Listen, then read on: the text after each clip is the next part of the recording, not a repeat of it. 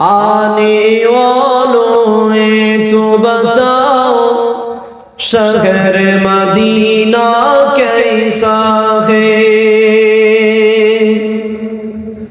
आने वालों तो बताओ शहर मदीना कैसा है। सिर उनके कदमों में रख कर, सिर उनके कदमों में रख कर झुक कर जीना कैसा है।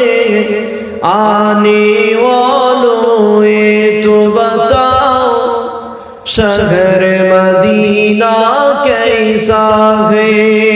अल्लाहुम्मा सल्ले अला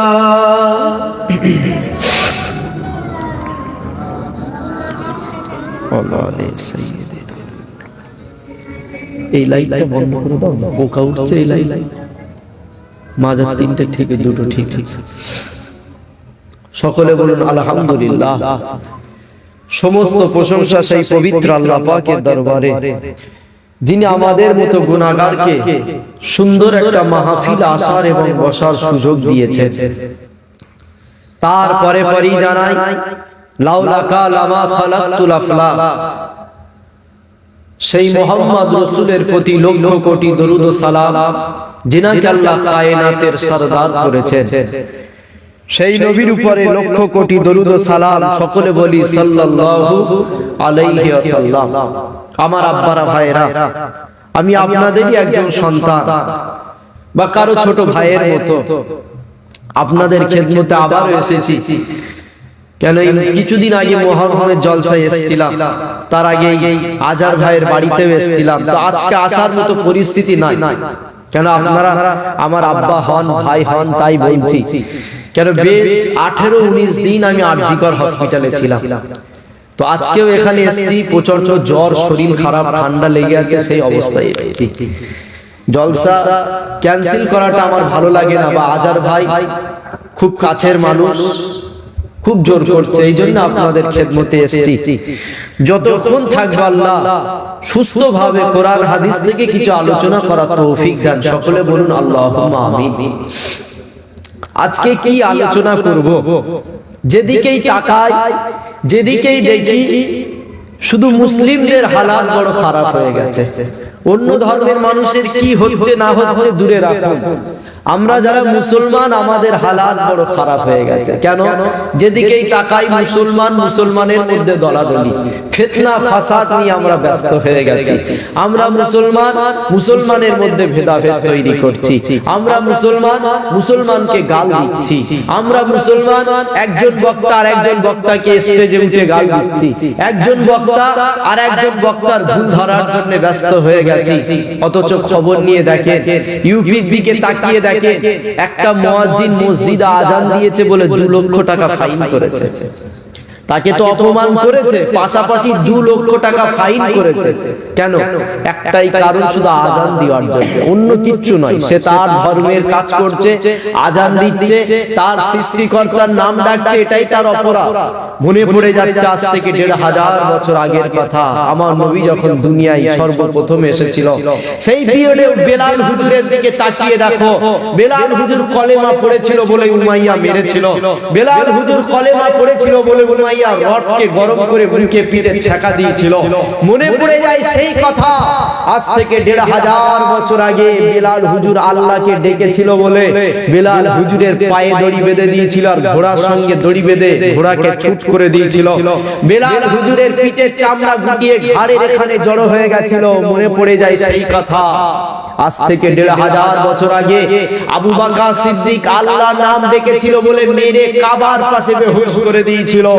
শুধু এখানেই শেষ নয়, লাউলাকা লামা খালাকতুল আফলাক, কায়নাতের বাদশাহী জানাকে দিয়েছেন মুহাম্মদ রাসূল। সেই নবী আল্লাহকে ডাকার জন্য, কলেমার প্রচার করার জন্য সেই নবীকে এত মার মেরেছিল। নবী আমার কাবার পাশে বেহুশ হয়ে পড়ে গেছিল রক্তাক্ত হালাতে। আজকেও সেই পিরিয়ড আবার তৈরি হচ্ছে। কেন? মুসলমান নবী আমার ইসলামটাকে, দ্বীনটাকে, কোরআন হাদিসটাকে বড় সুন্দর করে আমাদের কাছে পৌঁছে দিয়েছিল। সাহাবারা মার খেয়ে, নবী আমার মার খেয়ে আমাদের কাছে পৌঁছে দিয়েছে, কিন্তু সেই ইসলামটাকে নিয়ে আমরা আজকে খেলা করছি। এজন্য সাজানো গোছানো সুন্দর একটা ইসলাম আমাদের হাতে তুলে দেওয়ার পরে সেই ইসলামটাকে আমরা সুন্দর করে রাখতে পারিনি। এর জন্য দায়ী আমরাই মুসলমান। তাই তো আমরা মার খাচ্ছি, সব জায়গায় অপমান হচ্ছি। কেন? অন্য কোনো ধর্মে আঘাত দেওয়া হয় না, অন্য কোনো ধর্মের গ্রন্থকে পুরানো হয় না, অন্য কোনো ধর্মের কোনো জায়গাকে দখল করার চেষ্টা হয় না। কিন্তু আজকে তাকিয়ে দেখেন, সব জায়গায় মুসলমানকে ছোট করছে, সব জায়গায় মুসলমানকে অপমান করছে, সব জায়গায় মুসলমান মার খাচ্ছে। আজকে আযান দেওয়ার জন্য তাকে অপমান করছে, আবার 2 লক্ষ টাকা ফাইন করছে। কোন বক্তের বিরুদ্ধে বলে না, কোন বক্তা মানুষকে এই সজাগ করে না যে তোমার মসজিদগুলো ভাঙা হচ্ছে, তোমার মাদ্রাসাগুলোকে ভাঙা হচ্ছে, কোরআনকে পুরানো হচ্ছে। কোন বক্তা এই ওয়াজ করে না। নিজেদের মধ্যে দলাদলি, নিজেকে কি করে ভাইরাল করবে, নিজেকে কি করে প্রচার করবে, কার বিরুদ্ধে কথা বলবে। মুসলমান মুসলমানের বিরুদ্ধে লেগে গেছে। অথচ আজকে আমরা এই মুসলমান নিজেদের মধ্যে ভাগাভাগি করার জন্যই সব জায়গায় অপমান হচ্ছি। কেন? আমাদের মজবুতি নাই, ইউনিটি নাই, এই জন্য সব জায়গায় আমরা হেরে যাচ্ছি। তাই ওরা প্ল্যান করে সব জায়গায় আমাদেরকে ছোট করছে, অপমান করছে, নবীকে মরা বলছে, পচা বলছে, সাফাত করতে পারে না বলছে। এই রকম করে তাও মুসলমানকে দমাতে পারেনি। তাই এবারে আমাদের কলেমার পিছনে লেগে গেছে। দেখেন না, কলেমাটাকে 2টো ভাগ করে দিয়েছে। লা ইলাহা ইল্লাল্লাহ এই পর্যন্তই শেষ। কেউ কেউ বলে লা ইলাহা ইল্লাল্লাহ মুহাম্মাদুর রাসূলুল্লাহ, আবার কেউ কেউ পড়ে দেখবেন শুধু লা ইলাহা ইল্লাল্লাহ এই পর্যন্তই শেষ। আছে না? নাই? আছে তো নাকি? হ্যাঁ, এই 2টো ভাগ করে দিয়েছে। কেউ ভাবছে না এটা কোনো মশলা, কেউ ভাবছে এটা কোনো শরিয়াত, কেউ ভাবছে এটা কোনো আকীদা। না, তোমার বোঝার ভুল হচ্ছে। এটা কোনো মশলা নয়, আকীদা নয়, শরিয়াত নয়। এটা ওরা প্ল্যান করে 2টোকে ভাগ করে দিয়েছে। কেন? খোদাকে সাক্ষী রেখে বলে যাচ্ছি, সারা জীবন যদি কেউ শুধু লা ইলাহা ইল্লাল্লাহ পড়ে কখনো ঈমানদার হতে পারবে না। ততক্ষণ ঈমানদার হতে পারবে না যতক্ষণ না মুহাম্মাদুর রাসূলুল্লাহ না পড়বে। এজন্য ওরা প্ল্যান করছে যে যদি কলেমাটাকে 2টো ভাগ করে দেওয়া হয়। কেন? ওরা দেখছে মুসলমান ঈমানদার ততক্ষণ হতে পারবে না যতক্ষণ কলেমার পাশে মুহাম্মদ রাসূলের নাম না নেবে। এজন্য ওরা প্ল্যান করেছে যে কলেমা থেকে যখনই মুহাম্মদ রাসূলের নামকে সরিয়ে দেব, তখনই মুসলমান শুধু কলেমা লা ইলাহা ইল্লাল্লাহ এই পর্যন্তই পড়বে। আর এই পর্যন্ত পড়লে ঈমানদার হতে পারবে না। আর ওদের কাছ থেকে সব আমরা দখল করে নেব। যখন ঈমানদার ওরা হতে পারবে না, ওদেরকে দমানো আরো সহজ হবে। কেন? ইমানি পাওয়ার থাকলে বেলাল হুজুরকে যেমন রড গরম করে ছাকা দিয়েও দমাতে পারেনি, ইমানি পাওয়ার থাকলে পিঠের চামড়া গুটিয়ে ঘাড়ে এখানে জড়ো হয়ে গেছে, তাও আল্লাহ ভোলাতে পারেনি, তাও নবী ভোলাতে পারেনি। এজন্য এরা চেষ্টা করছে যে এদের ইমানি পাওয়ারটাকে দমন করতে হবে। তাই নবীর বিরুদ্ধে বলেও পারছে না, মসজিদ ভেঙে পারছে না, মাদ্রাসাকে ভেঙে পারছে না। তাই এবার কলেমার পিছনে লেগেছে, কলেমাটাকে 2টো ভাগ করছে। যখনই নবীর নাম কলেমা থেকে সরিয়ে দেবে, ঈমান দুর্বল হয়ে যাবে, যেটাই বলবে সেটাই আমরা মেনে নেব। এই প্ল্যান আমাদের নিয়ে চলছে। আমরা মুসলমান তো দুনিয়া নিয়ে ব্যস্ত হয়ে গেছি, না পড়াশোনা করি, না ইসলামিক কিছু জানার চেষ্টা করি, না আমাদের ধর্মের বিষয় কিছু জানি, কিচ্ছু না। দুনিয়া নিয়ে ব্যস্ত হয়ে গেছি, দুনিয়া নিয়ে মেতে গেছি। এজন্য সবাই আমাদেরকে বোকা বানাচ্ছে। শোনেন, এই দুনিয়ার মানুষ চেষ্টা করছে, পরিকল্পনা করছে যে আল্লাহ থেকে নবীর নামকে সরিয়ে দেবে। কিন্তু আমার আল্লাহ জানিয়েছে দুনিয়ার মানুষ, যেখানেই আমি আল্লাহ, আমার হুকুমত রয়েছে, সেখানেই আমার নবীর রিসালাত রয়েছে। জোরে বলুন, যেখানেই আল্লাহ আল্লাহ, সেখানেই আমার নবীকে রাসূল করেছে। তাই দুনিয়ার মানুষ পরিকল্পনা করতে পারে, দুনিয়ার মানুষ চেষ্টা করতে পারে, দুনিয়ার মানুষ ভাগাভাগি করতে পারে, দুনিয়ার মানুষ আল্লাহ থেকে নবীকে সরাবার পরিকল্পনা করতে পারে, কিন্তু আল্লাহ কখনো নিজে থেকে নবীকে সরাইনি। যেখানেই আল্লাহ নিজের নাম রেখেছে, সেখানেই আমার নবীর নাম রেখেছে। হ্যাঁ, মুয়াজ্জিনের আজানের দিকে তাকিয়ে দেখো আল্লাহর নাম রয়েছে, নবীর নাম রয়েছে। খতিবের খুতবার দিকে তাকিয়ে দেখো আল্লাহর নাম রয়েছে, নবীর নাম রয়েছে। কোরআনের দিকে তাকিয়ে দেখো, কোরআনের পাতা সাক্ষী দেয় ওই কোরআনে আল্লাহর নাম রয়েছে, মুহাম্মদ রাসূলের নাম রয়েছে। আদম সাফিউল্লাহকে জিজ্ঞাসা করো, আদম সাফিউল্লাহর ভিতরে যখন আল্লাহ রূহ দিয়েছিল, মাথাটা তুলে আরশে আজিমের দিকে দেখেছিল, ওখানে শুধু লা ইলাহা ইল্লাল্লাহ লেখা ছিল না, পাশেই মুহাম্মাদুর রাসূলুল্লাহ ছিল। অতএব দুনিয়ার মানুষ পরিকল্পনা করে আল্লাহ থেকে নবীকে সরাবার চেষ্টা করছে, কিন্তু আল্লাহ কখনো নবীকে সরায়নি। যেখানে আল্লাহ নিজের নাম রেখেছে সেখানেই আমার নবীর নাম রেখেছে। কিন্তু একটা জায়গায় আল্লাহ নবী থেকে আল্লাহকে সরিয়েছে এবং আল্লাহ থেকে নবীকে সরিয়ে দিয়েছে। সব জায়গায় আল্লাহর পাশে আমার নবীর নাম, যেখানে আল্লাহ নিজের নামের প্রচার করেছে সেখানেই আমার নবীর নামের প্রচার করেছে। কিন্তু একটা জায়গায় আল্লাহ বাদ দিয়েছে। কোন জায়গা?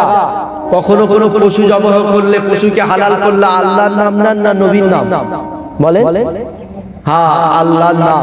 এবারে আল্লাহকে জিজ্ঞাসা করো, আল্লাহ সব জায়গায় তো তোমার পাশে তোমার বন্ধুর নাম, সব জায়গায় তো তোমার পাশে তোমার হাবিবের নাম, কিন্তু এই জায়গা থেকে কেন আলাদা করে দিয়েছো? এই জায়গা থেকে কেন তোমার নবীকে সরিয়ে দিয়েছো? আল্লাহ উত্তর দিয়ে বলে, দুনিয়ার মানুষ, এই জায়গায় আমার হাবিবকে রাখবো কি করে? আমার হাবিবকে তো রহমাতাল লিল আলামিন করেছি।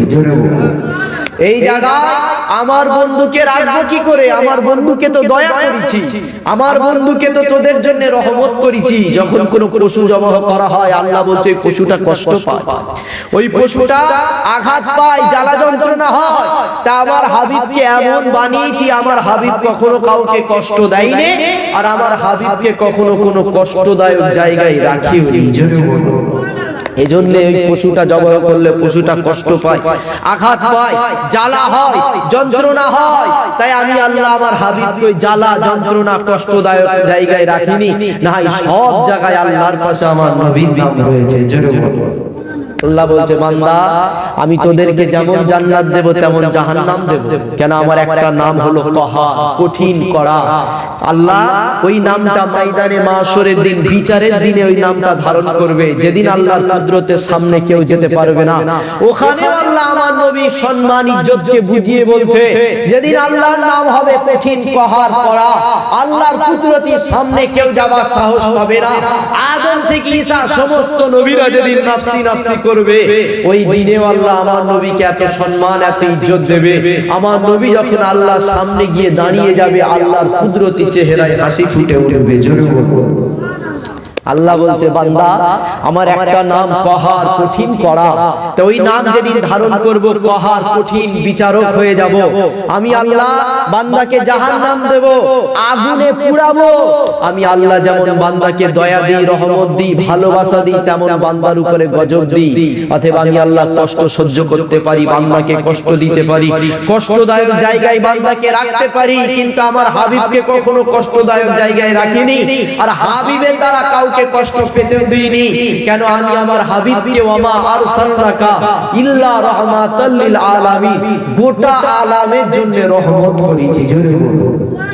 এই জন্য আল্লাহ উত্তর দিয়ে বলে, সব জায়গায় আমার পাশে আমার বন্ধুর নাম রেখেছি, যেখানে কষ্টদায়ক জায়গা ওই জায়গায় শুধু আমার নাম রেখেছি, বন্ধুকে সরিয়ে দিয়েছি। জোরে বলো।